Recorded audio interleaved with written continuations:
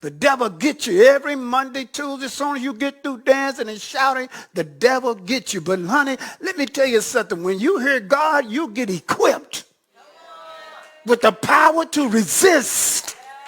And when you resist, the Bible says he flees. Everybody move. Yes, sir. Freedom is in this room. Let's go. There is a sound from heaven that changes everything. I am free, no fear is holding me. Nothing can stop my praise. Oh, we were made for freedom. Jesus has redeemed us, my friend. Look at somebody and say, don't let your feelings fool you. Because how many of y'all got duped into a relationship because you felt like you was in love? How many of y'all got trapped in stuff because you felt a certain way?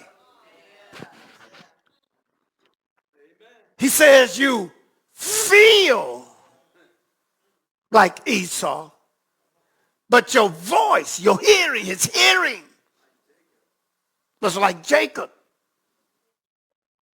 He trusts his feelings over what he heard. And that's the society we are in. We are in too many people in their feelings.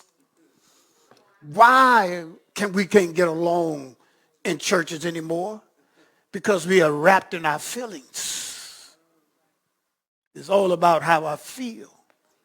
And it got to a point now that we don't even say we got church unless we feel church, dancing and shouting.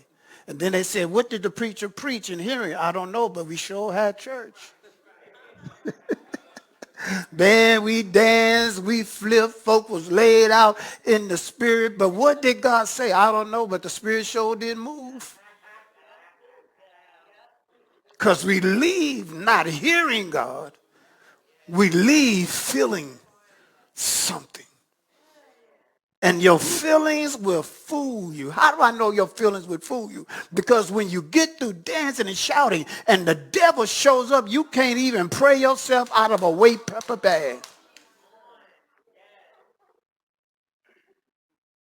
The devil gets you every Monday, Tuesday. As soon as you get through dancing and shouting, the devil gets you. But honey, let me tell you something. When you hear God, you get equipped with the power to resist.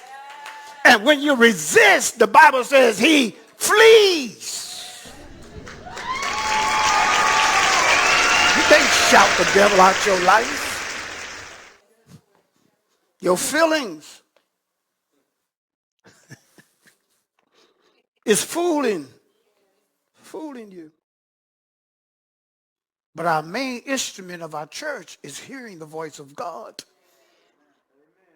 The power of our church should be prayer, not the chandeliers, not the nice, comfortable seating or heating or air conditioning or camera lights or the beauty of the house.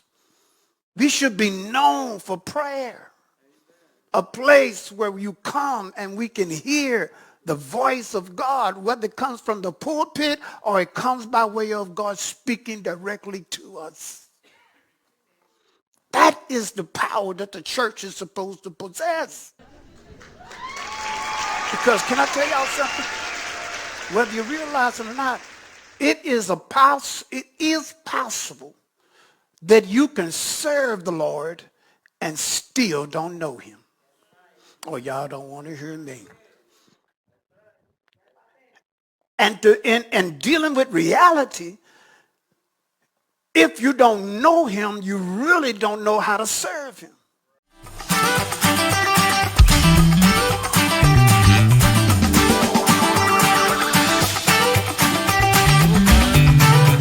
Y'all ready? Let's go.